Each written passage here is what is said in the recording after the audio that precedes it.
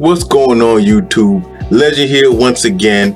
This time I'm bringing it back. I'm bringing it back to One Piece. I've been talking about other anime stuff like that, but I wanted to bring it back home, back to One Piece. And I want to talk about one of my favorite characters, actually, Sanji. Sanji specifically.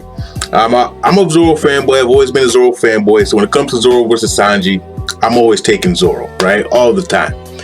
But I don't want to get it twisted though. I love Sanji. I do love Sanji as a character, and I think he adds a lot to the story and adds a lot to the crew.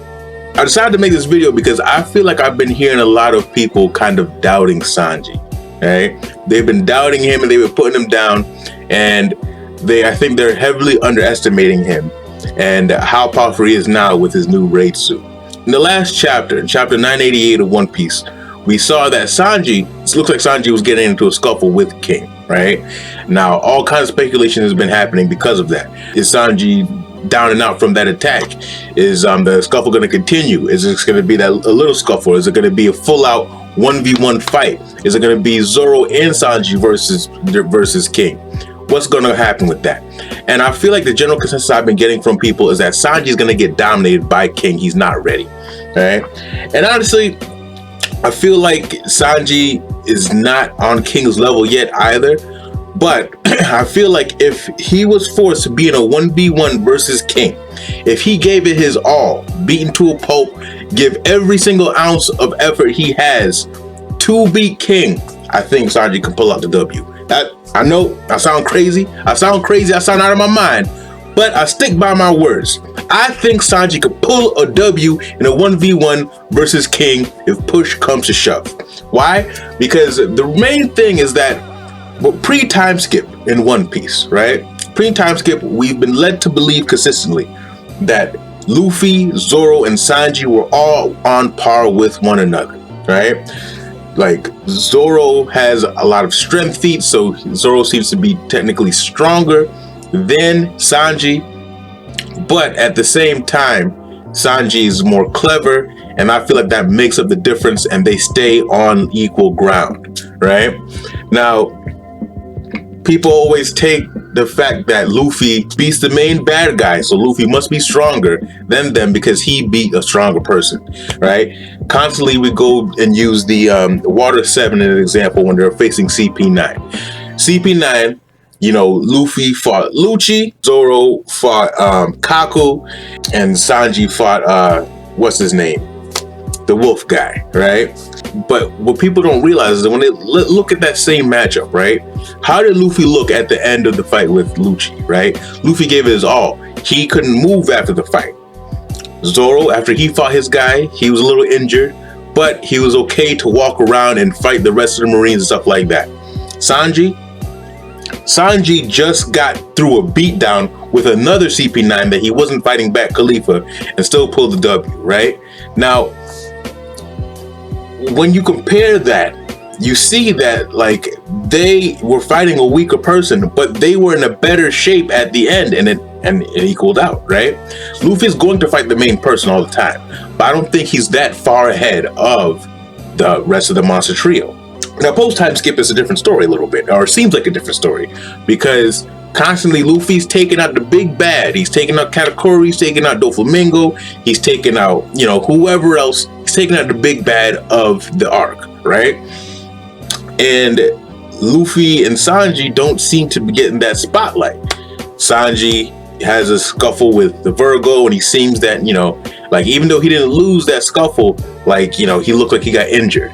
He got pieced up by Dofi pretty badly, you know, and things like that. But the thing is, though, and the same thing with Zoro. Zoro took out Pika. Pika didn't seem to give Zoro any trouble. Zoro just didn't seem to struggle at all throughout the whole time skip.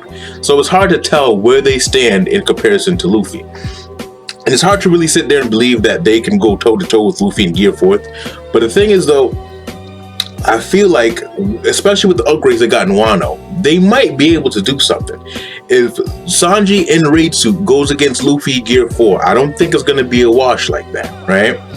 And honestly, Gear 4 was actually getting the best of Katakuri when Luffy was fighting against him. So, like, Gear 4 is a serious problem. But I honestly feel that it just can't be just that big of a gap between the monster trio. I feel like that would betray the dynamic that we previously had that has actually worked. People constantly bring up that, okay, Luffy is a Yonko now, or a Yonko means 4, but you know, Luffy's an emperor now, and Luffy and then the other emperors, they're way above their commanders. There's the Yonko, and then there's the 3 commanders, and then there's the other people below, right? But the thing is, though, Luffy's trying to be the pirate king, right? Now, actually, Mr. Morge, YouTuber Mr. Morge actually touched upon it, and I completely agree. I actually thought about that myself, was that, like, Luffy is not going to have that dynamic as the other Yonko. What he's going to have his own original thing. Where, for example, Shanks, they said the bounties and his crewmates are all the closest out of all the other Yonko. When it comes to Roger, like, looking at Rayleigh had to be right up there with Roger, with how strong he is now in his old age, past his prime. I think Luffy's crew is going to be more like that, where his top people, his monster trio, are going to be up there. Maybe he's going to go past Jinbei, maybe he's going to go past, maybe, who knows, if Yamato joins the crew or whoever, he's going to be past those people. He's going to be past Frankie all the time, he's going to be past Robin all the time. But I think the monster trio are always going to stay at the top. And that's why I think, just off the straight speculation, no feats that Sanji's done, just straight speculation, I feel that Sanji can pull this W against King. Now, granted, it might not be immediately. You know, I'm not trying to say things that's going to make me wrong right off the bat as soon as chapter 989 comes out, you know. But at the same time, I do feel that if it were to happen where he was going to have a full-out 1v1 fight versus King, I think he can pull the W, right? If he ends up having to fight Queen, I think he can pull the W. It's going to be hard, right? Maybe this operation is going to be a failure right here, and he's going to have to get a rematch against these guys, right? But even if that happens, I feel that by the end of Wano, the resolution of Wano, both Zoro and Sanji need to be able to take on top tier commanders in a Yonko crew. That has to happen. It's time. It's time for them to step up and show what they're made of post time skip. But that's my general thoughts on it. That's what I really think is going to happen. That's what I expect from Sanji. That's also kind of what I expect from Zoro too. But I wanted to focus on Sanji because he seems like to be the one that's going to fight right now.